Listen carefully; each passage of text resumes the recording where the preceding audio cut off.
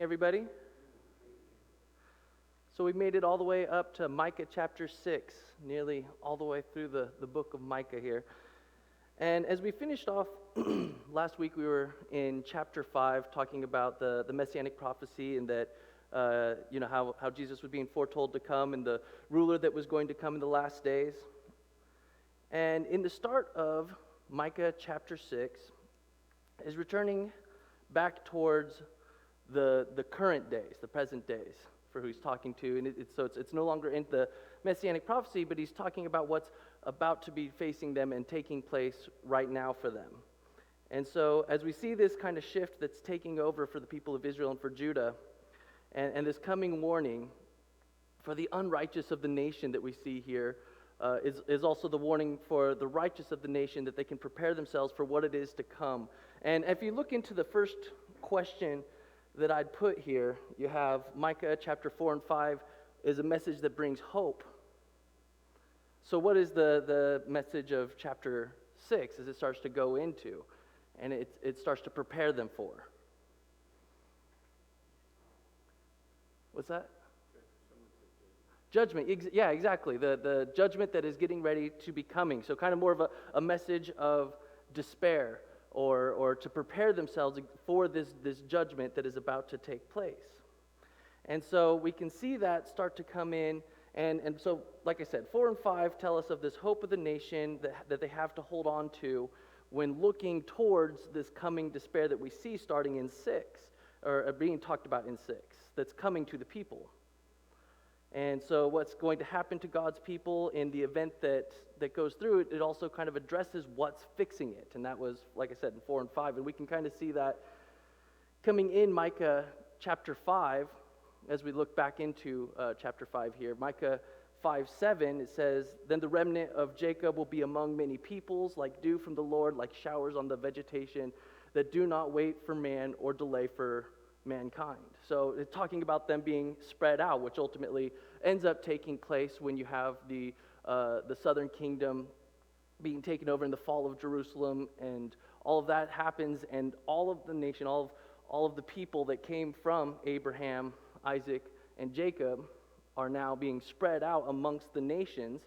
And so this is setting that up of what is to come on that sense. And in Micah chapter 5 verse 3, it says, "Therefore he will give them up until the time when she who's in labor has given birth, and the remainder of his kinsmen will return to the sons of Israel." And again, so it's that reuniting that comes through with the coming Messiah, and you have that idea of that hope that comes through this despair that is getting ready to be brought upon them, or that bringing of the idea of judgment that is coming forward. And so that's what we've seen and we're talking about taking place last week. And so so that's what Micah is just done talking about, like I say, in the previous chapters. We move in now to, I don't have it on here. So I tell you what, we're going to open up Micah chapter 6. We're going to read 1 and 2. Micah chapter 6, starting in verse 1, it says, "Hear now what the Lord is saying. Arise, plead your case before the mountains, and let the hills hear your voice. Listen, you mountains, to the indictment of the Lord, and your enduring foundations of the earth. Because the Lord has a case against his people. Even with Israel he has dispute." And so if you look into the second question I say here, or have here, is who is to plead their case before the mountains? And you can see it was just what we read there in verse 2.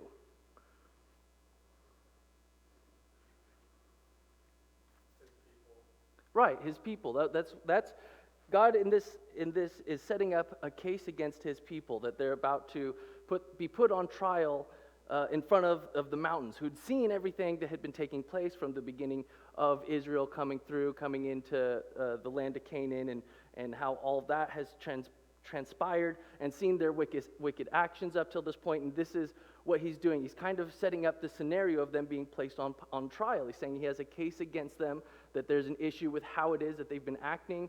And again, this ultimately comes into why it is that they are going to receive that judgment that they have coming up before them. And so we can see all of this being set up here, and that's what 1 and 2 are really starting to paint that picture of this concept of a trial kind of coming up before the nation of Israel here. Israel and Judah, both the southern and northern kingdom. So it's this accusations of unrighteousness that had already been addressed in the book. It is now time for them to come and defend themselves for the actions that they'd taken the actions that they had already taken.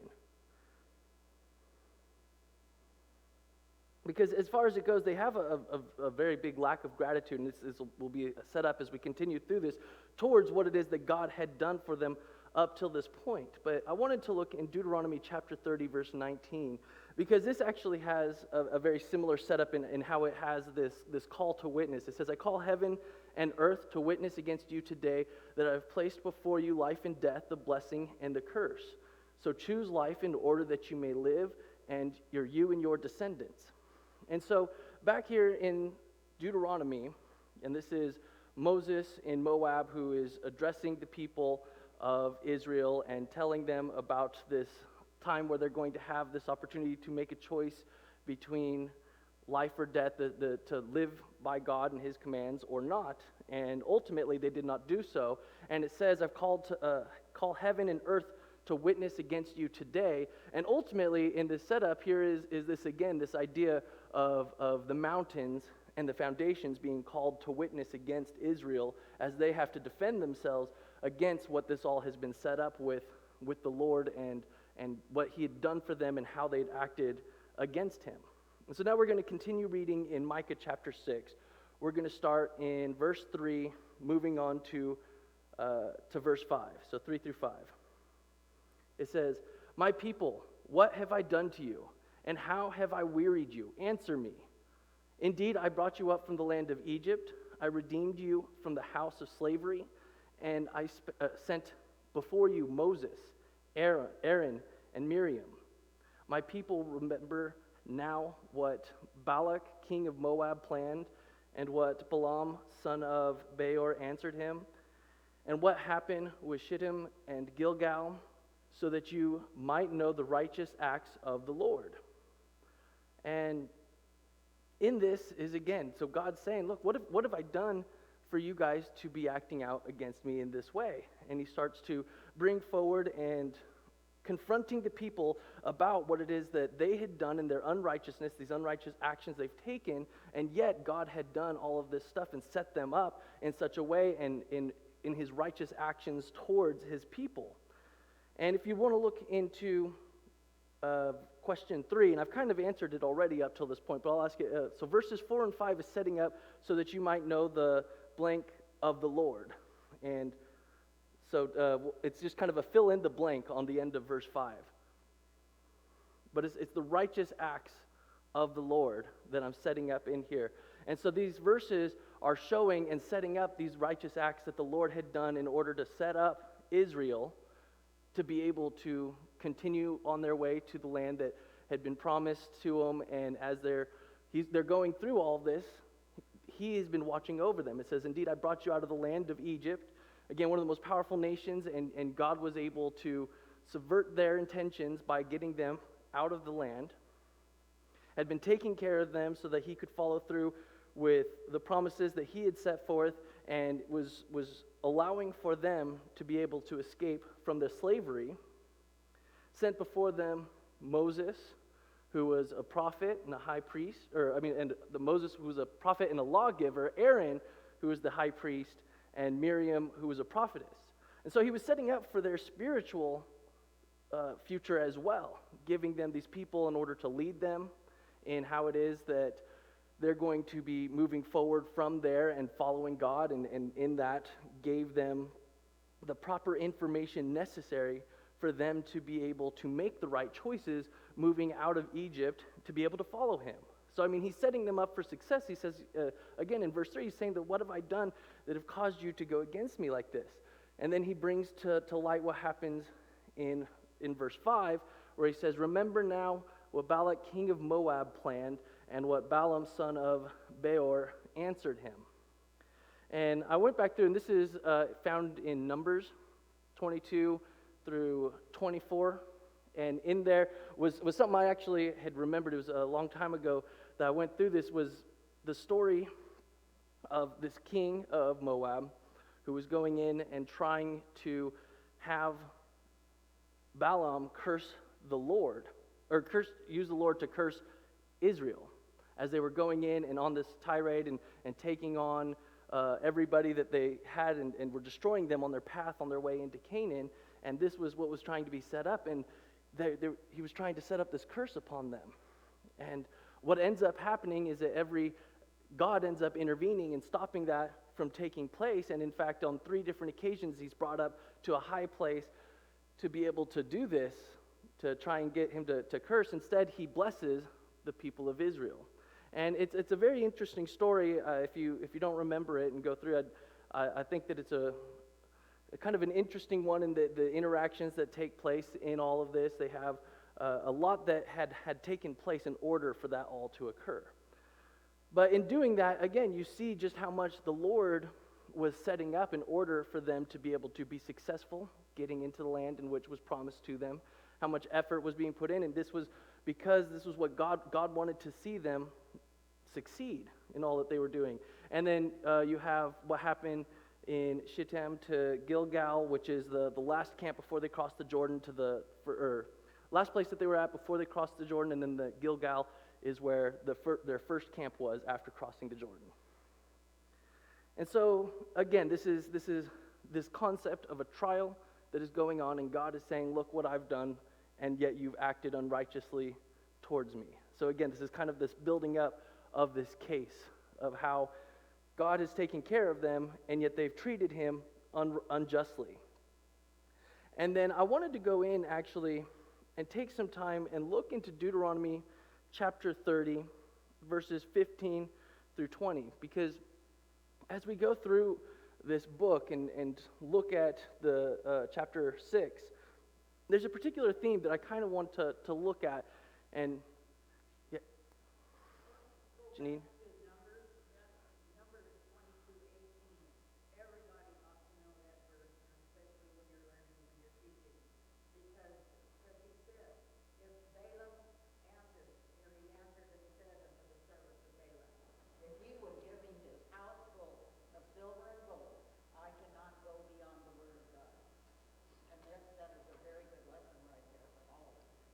Yeah, it's true. In this setup, he had told the king that I'm not going to go against what the Lord commands me. And he was pretty much trying to set him up like, I will take good care of you. I will give you, I will he was giving him offerings of what he'd do if he followed through in cursing Israel. But his response was, like Janine was saying, that he's saying, it doesn't matter what you give me, I'm not going to go against what the Lord tells me. And so that was a big part of the setup of what the Lord was doing to ensure the safety of his people through all this. And in that you can just see first Balaam's faithfulness into God, but then also God trying to ensure that he was taking care of Israel through all of that. And the faithfulness that you can kind of see lined out through that. Any other comments? All right, so in Deuteronomy chapter 30, I know it's kind of small up there. I wanted to try and get it all onto one slide, but we're going to be reading from verses 15 to 20. It says, "See, I have placed before you today life and happiness, and death and adversity, and that I am commanding you today to love the Lord your God, to walk in his ways, to keep his commandments, his statutes, and his judgments, so that you may live and become numerous, and that the Lord your God may bless you in the land where you are entering to take possession of it. But if your hearts turn away and you will not obey, but allow yourself to be led astray, and you worship other gods and serve them, I declare to you today that you will certainly perish. You will not prolong your days in the land where you are crossing the Jordan to enter and take possession of it. I call heaven and earth to witness against you today that I have placed before you life and death, the blessing and the curse. So choose life in order that you may live, and that you and your descendants, by loving the Lord your God, by obeying his voice, and by holding close to him, for this is your life and the length of your days, so that you may live in the land which the Lord swore to your fathers, to Abraham, Isaac, and Jacob, to give them. And so this is something that was being talked about in reference towards these here, that there's this concept of the blessing and the curse, to be able to choose to follow what God says or to not. And in doing that, and then you look through what all of this is setting up in Deuteronomy, you can actually see that this is kind of God giving them this warning, the same kind of concept of, look, you can follow me or you cannot do so. And if you do, then everything is going to go well. And if you don't, then there's going to be an issue that arises here. And this is something that was the case. I mean, we're talking, it's like 700 years before what's taking place here with Micah. And if you read into the beginning of chapter 30 or even into 29 of Deuteronomy, you can see it talking about and addressing the scattering of the people, and see all that coming into what it's talking about there in Deuteronomy. And all they needed to be able to continue to prosper through the Lord is to follow what he says. And that's what this is setting up here in 30:15 through 20. And they have this judgment coming upon them, and all this is taking place.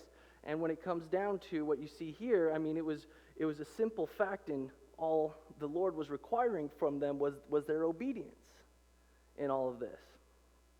But instead, they're going through and taking on other gods, worshiping other gods, and they are not following into what it is that he's saying. And as it's talking here, this concept of the blessing or the curse kind of comes in, and they find themselves being judged for the actions in which they had taken here when it comes to what it is that they did. And they weren't listening or paying attention to the righteous acts of the Lord and how they had been taken care of up to this point, and chose not to be following him. And so they were themselves stepping away from him and finding themselves falling into the same temptation that this is kind of talking about for them to be trying to avoid in all that. And so it's setting up this concept of that God had done good by the nations. He brought them out of Egypt. He provided for them with the spiritual leaders and all of that we kind of talked about up till this point. But it continues to the point that God was there with the nation in everything that they had been doing up till this point. So now we're going to go into Micah chapter 6, starting in verse 6. It says, "With what shall I come to the Lord?" And so this actually, as we get into this, and I kind of want to go in because as you look, this is kind of the reply of the people. Now that God had come up and was saying, here we've got all this kind of going on, and you have this case that's being brought up against you, and this is how the people are looking at this concept and reacting towards what it is that have been brought against them. It says, "With what shall I come to the Lord and bow myself before the God on high? Shall I come to him with burnt offerings, with yearling calves? Does the Lord take pleasure in thousands of rams, in 10,000 rivers of oil? Shall I give him my firstborn for my wrongdoings, the fruit of my body for the sin of my soul?" And he told you, "Mortal one, what is good, and what does the Lord require of you, but to do justice, to love kindness, and to walk humbly with your God." And so, in this, and now that we've kind of read through this, what will the rebellious acts cost the people? And that's the question we have here in verse 4. And what does the Lord require?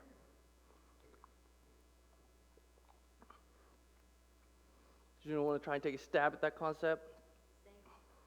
Same thing. If this, but then that. If this, but then that. If you do this, well, then you get that.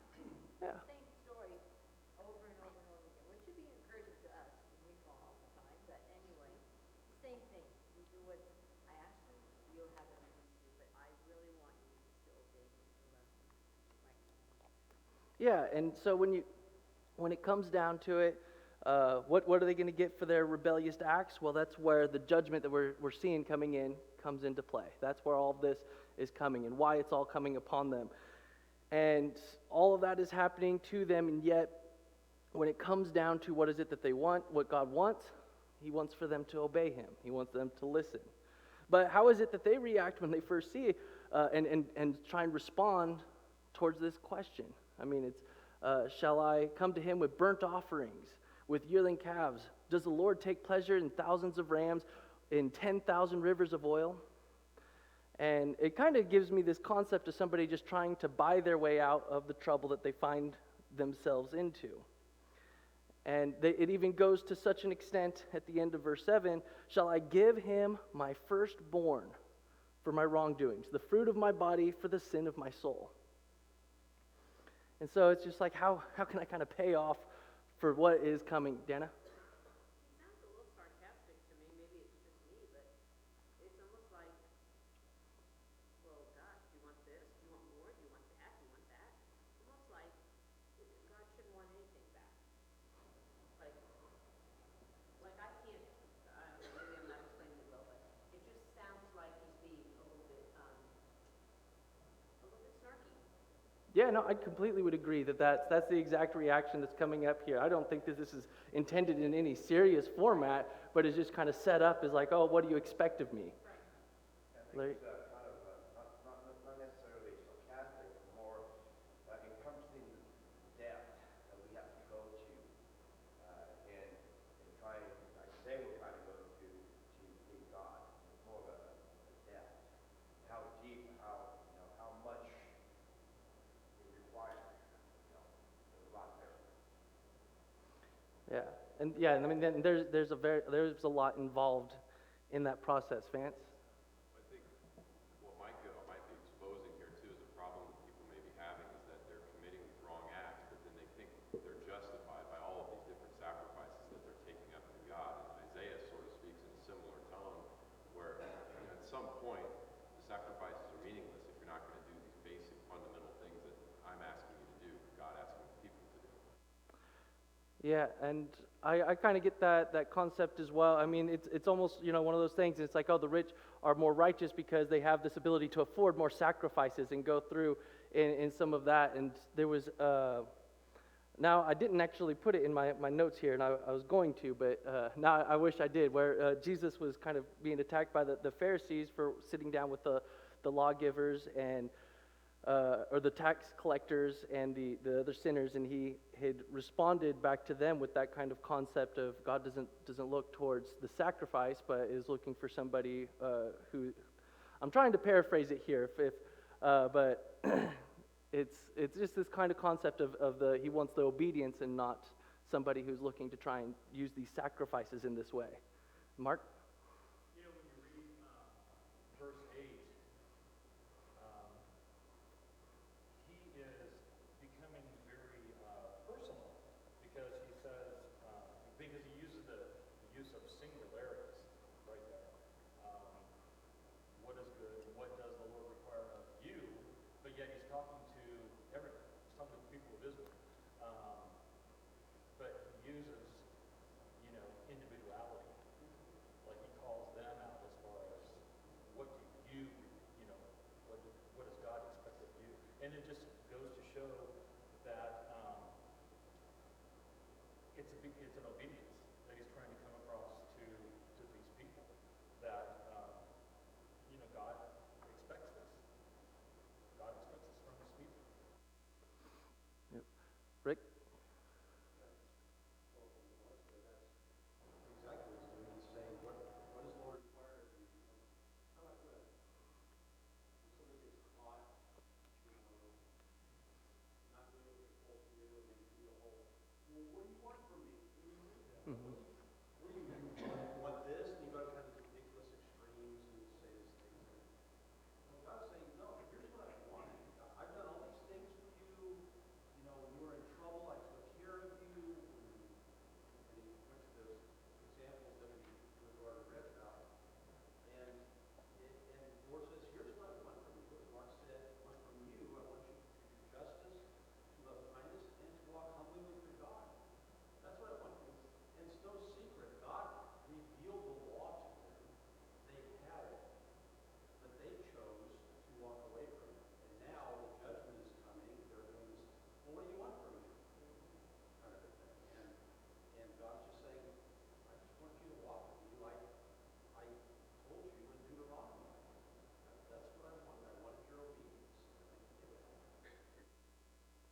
Larry? Second half of verse 7, I kind of wonder if it does two things.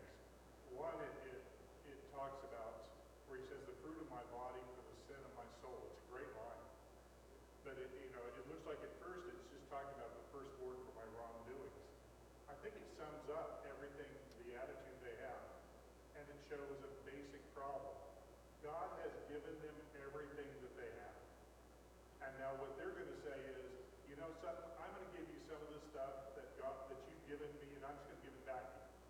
And that should be enough. And he says, no, that's not enough. I gave it all to you in the beginning. And all you're doing is taking a few things that I gave to you, and you're handing them back and thinking that will take care of your problems. And he wants more, and that goes into the second half of that, for the idea, he says, he has told you, mortal one, what is good. God's already told them what he wants. But they forgot that. Or they think, better yet, they think that they can negotiate with him, which has been a problem with man all through time. I can negotiate with you, God. Is this enough? Is this enough? Is this enough? You want more? Yeah, almost that kind of concept of like, oh, I'll do this today and then apologize tomorrow, and all I have to do is if I do enough, then it'll end up being okay. But again, like Larry's saying, that all of this actually came from God to begin with, and what He's looking for, again, is their obedience. Micah. Seems like he just wants a complete change in the character of all the people. I mean, not just like the regular common people, but also of the leaders, because, I mean, they would have been the people, the leaders, the priests, the king, the princes, all of them would have been involved at some point in the sacrifices and things that were going on in that. If he's telling them that they need to change their character completely, then that's where they'll make it right. Ben? Yeah, but I feel like this is one of the more relatable portions of Micah in that we can sort of make a one-to-one connection to ourselves today. Maybe the question God would ask us today is, does the Lord take pleasure in perfect church attendance? Or does the Lord take pleasure in a big giving in the collection plate? But if you're not looking out for your brethren or going out into the world and trying to bring others to the body, what value is that? I think it's just a good opportunity, because sometimes you can sit on a high horse when you're looking back in the Old Testament, kind of as a reader, look at the people of Israel or Judah and go, how could you do this? And in all reality, we may not be all that different. That's very true in how we can kind of look at this, because retrospectively we have all the information now, and to see all of the mistakes and have all the knowledge that they should have had and how they should have approached everything is really easy for us to be looking back onto them and saying, well, this is where you made these mistakes. But as we've kind of come through and looked into this concept, and we actually have some applications that we ourselves can make. And if you want to turn, actually, I want to turn to Romans chapter 6.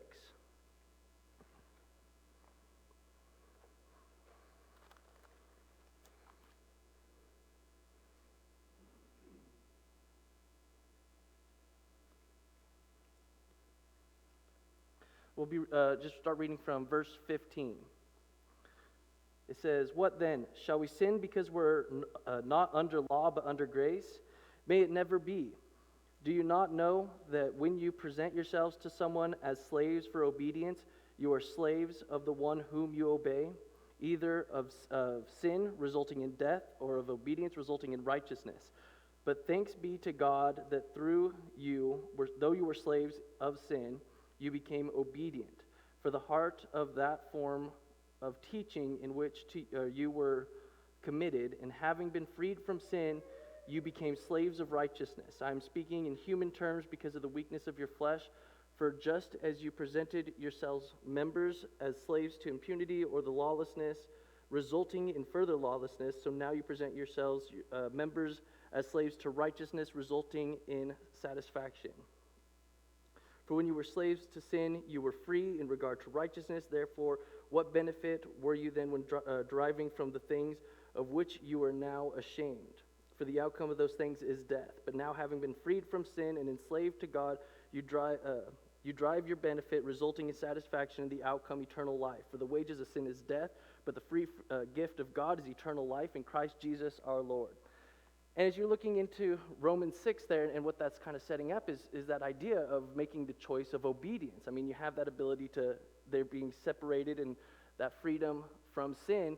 Now they're having to make that distinction and the choice to no longer walk by that sin, but to walk in righteousness. And it's that same kind of concept when it came to what they're saying in Deuteronomy. As we looked into that, to choose life or death, to follow what God says or not to do. And in that same sense of what God was saying back then we ourselves can see that we ourselves are still needing to make those types of choices in the actions that it is that we're taking. And so that we still have from these lessons are still important, and I'll get to you in a second, Micah. These lessons are still important for what it is that we're trying to learn, and we can apply themselves. I mean, it's the concept of God is the same yesterday as he is today. And so all of that they're dealing with still comes into play. Micah? I just want to make sure, I want to make sure we're on the same page as far as are we reading sanctification or satisfaction? Did I say satisfaction? Oh, okay. Well, it was small print, and I misread there, so. Yeah. No, I just misspoke there. Mona? The first couple verses there, it sounds like they're so entrenched in sacrifice and tit for tat. I sin and I can do this and then I'll be okay, and it grows to the point where they're almost conceited and say, "You want my kid too?" And that would even harken back to where there was child sacrifice under the evil religions of the time, and Jesus, or God is trying to point them toward a spiritual sacrifice, spiritual growth, and kind of giving a little bit of a teaser on what the new kingdom is about and what God really, really does want. Yeah, and I think, it's just a big point, though, that he's not interested in the sacrifices as much as he is in the obedience. And this actually comes in, because as I was reading through this, it really made me think of 1 Samuel 15, when you have Saul, who had gone through and was not actually listening to what God said, and it was what ends up being said here that I thought sounded very similar. But in 1 Samuel chapter 15, starting in verse 20, it says, "Then Saul said to Samuel, I did obey the voice of the Lord, for I went on the mission on which the Lord sent me. And I have brought Agag, the king of Amalek, and have completely destroyed the Amalekites. But the people took some of the spoils, sheep and oxen, the choicest of the things designated for destruction, to sacrifice to the Lord your God at Gilgal." Samuel said, "Does the Lord have as much delight in burnt offerings and sacrifices as in obeying the voice of the Lord? Behold, to obey is better than a sacrifice, and to pay attention is better than the fat of rams. For rebellion is as reprehensible as the sin of divination, and insubordination is as reprehensible as false religion and idolatry. Since you have rejected the word of the Lord, he has also rejected you from being king." And so that's what this is setting up, and that's actually kind of what is being set up there in Micah, in the way that all of that was being addressed.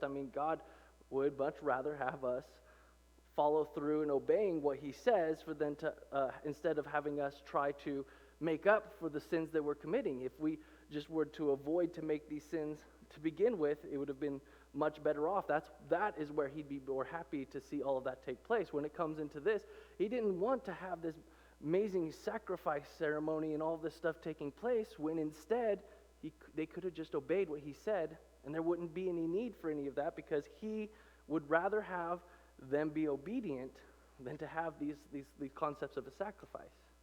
Dana? I'm thinking about what Mark said earlier about kind of it's addressed to you individually. You have a responsibility. And Saul tries to get out of that by saying, "Well, I did what I was supposed to do, but the people, well, they did something different. So I'm not responsible." As the king, he's responsible for what they did. He had the ability to say, "No, we're not taking that," and they would have listened to him. But he chose not to. So he's responsible for what he did. Yeah, and then Saul makes a lot of excuses too, as you'll you can see through what it is he does. But yeah, I mean, he's just saying, I did everything correctly. It just so happened that other people didn't listen. All right, so any other comments on that before we move on?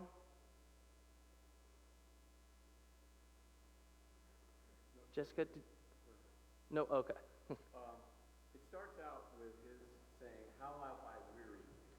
Mm-hmm. And so there is a sense of sarcasm, I think, in the whole event, the way their explanation is. But it also may be that they are thinking that I'll just do the big stuff. We'll do the big stuff. We'll make a big scene. We'll sacrifice our child or whatever it is. And it just shows you what it's like when we get bored because we want things more exciting. Mm-hmm. And it's very, very basic. It's what we're told. Here's the solution. Don't get so wrapped up in what is exciting just because you happen to be bored with what's going on. So I think they were really bored with God. I think that's part of the problem. Yeah, and I think that shows up on a number of occasions throughout their history. I mean, they have this time of they want to look impressive and all that, but then there's the time where it's like we want to look like the other nations, and there's always something else that seems to grab their attention, which was kind of a big issue. Judy? Something popped in my head that we can apply in our own lives as we go through our days working, no matter what your job is. You have a checklist of things you're supposed to do. Well, you're also supposed to love kindness and love mercy. If you see a fellow worker having problems, well, you might have to just slow down your checklist, help that other person first, and then get back to your list. And there's been tons of studies shown about emotional attachment to people, how really very, very valuable in wherever you're doing. This is kind of an example of it. Yeah. Any other comments? All right, so we'll move on to Micah chapter 9 here as we kind of continue through looking through chapter 6. And here we'll just read, Micah 9 says, "The voice of the Lord will call to the city, and it sounds wisdom to fear your name. Hear, you tribe, who has designated its time." And so here, one of the questions I'd actually asked was question number 5. What city is being talked about here in the setup? Jerusalem, exactly. I believe that it's trying to point us in the idea towards Jerusalem and what's going to be coming towards them, and it's saying, this is the voice of the Lord that will call to the city, and it will be wise to be fearing His name, and then that this is God who is designated its time, and is kind of just setting out that this is coming from the Lord, and that kind of drawing to attention what it is that they need to be paying attention to. And we can, as it continues on, 10 through 12, it says, "Is there still a person in the wicked house, along with treasures of wickedness, and a short measure that is cursed? Can I justify dishonest balances and a bag of fraudulent weights? For the rich people of the city are full of violence. Her residents speak lies, and her tongue is deceitful in their mouth." And so the prophet, working or describing all of this, is kind of describing the city of Jerusalem and what's going on within them. And I thought it was interesting. We did just a couple weeks back, the book of Habakkuk, and when I was looking through that, and you can see verses in chapter 1, verses 2 and 4. And where he's calling to God and explaining what it is that's going on within the city and his upset aspects within that. He paints a picture there, and I feel like it kind of sounds a little bit similar to what was just being said and what we read in Micah. It says in verse 2, "How long, Lord, have I called for help, and you do not hear? Cry out to you violence, yet you do not save. Why do you make me see disaster and make me look at destruction? Yes, devastation and violence are before me. Strife exists and contention arises. Therefore the law is ignored and justice is never upheld. For the wicked surround the righteous, therefore justice comes out confused. And so, like I said, it kind of brought into this concept of what we see being talked about here, the wicked state of the nation, how they're using these dishonest balances on their scales, and how they're approaching the state of what's going on in Judah, and this kind of concept that eventually we do see taking place when Habakkuk ends up coming in and ends up prophesying himself about the destruction that comes through.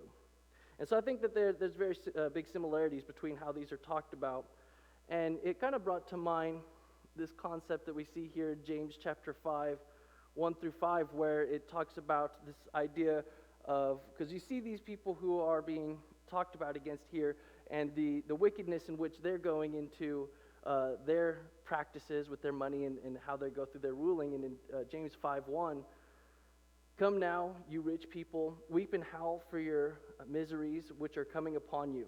Your riches have rotted, your garments have become moth-eaten, your gold and silver have corroded, and their corrosion will serve as a testimony against you and will consume your flesh like fire. It is in the last days that I've stored up your treasure. Behold, the pay of the laborers who mowed your field and which have been withheld by you cries out against you. And the outcry of those who did the harvesting and have reached the ears of the Lord of armies. You have lived for pleasure on the earth and lived luxuriously. You have fattened your hearts in a day of slaughter. And so, I mean, we've got this kind of concept of this way that these people are being described, and this wicked practices in which they're doing. And it's the same thing that is being talked about these dishonest weights that you see in Micah.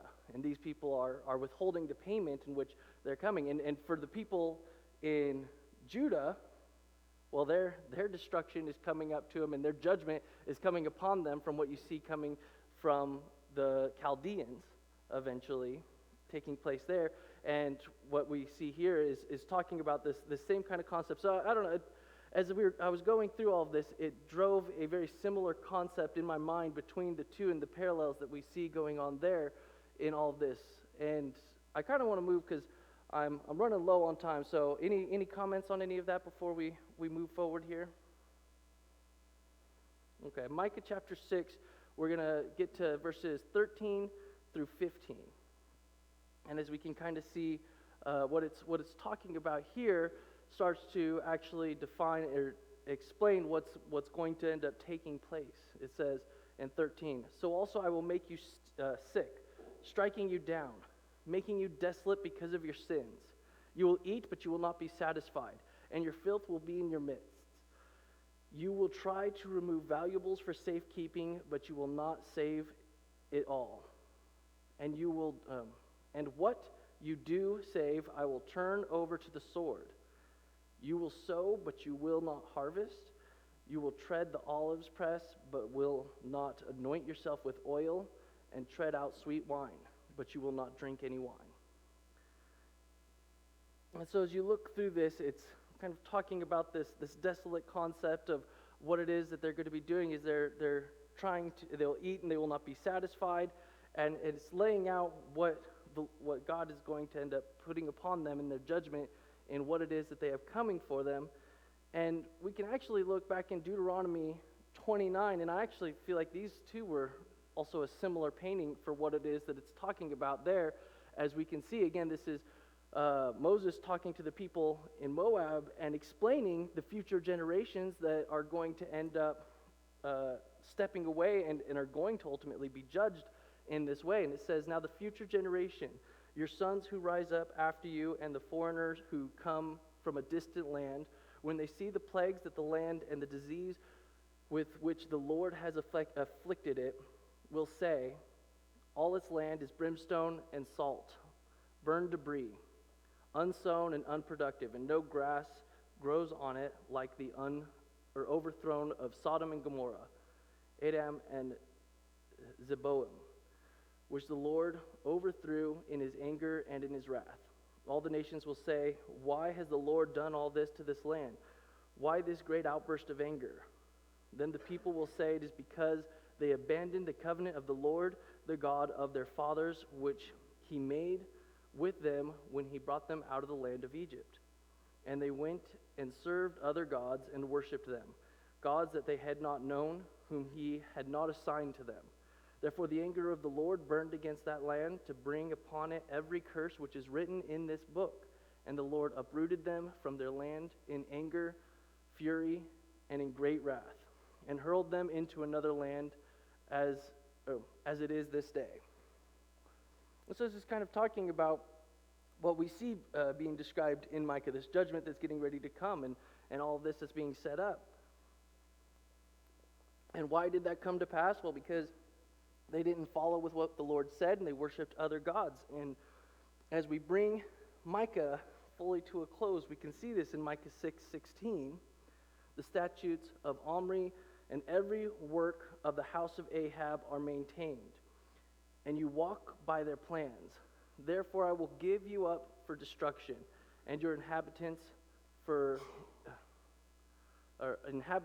derision, and you will suffer the taunting of my people. And so, as you look into this, and you can see the statutes of Omri and the work of the house of Ahab, and they were known for their worshiping towards Baal and all of that, and we're talking about the turning away and them not being faithful into God. And this is really lining up in line with what Moses had said was getting ready to take place in the future. And now here it is, as this is all starting to come to pass, so we can see what had talked about and why it's coming to them. And so that kind of brings chapter 6 to a close. This is kind of that concept painted out kind of like a trial that the people are having to answer for the actions that they've done, where God is bringing up his case against them and has all this painted out for what's going to be taking place. And so we'll start up from here next week in chapter 7.